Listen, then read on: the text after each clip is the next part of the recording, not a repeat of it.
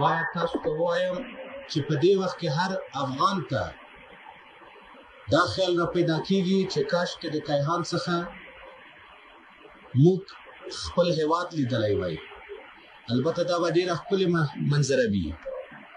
حتما افغانستان د هندوکش د لوړو څوکو چې په واورو ډکې دي او شنې ورشوګانې، شنې درې او پراخو دښتو له مخې څخه سم د لاسه ښکاري.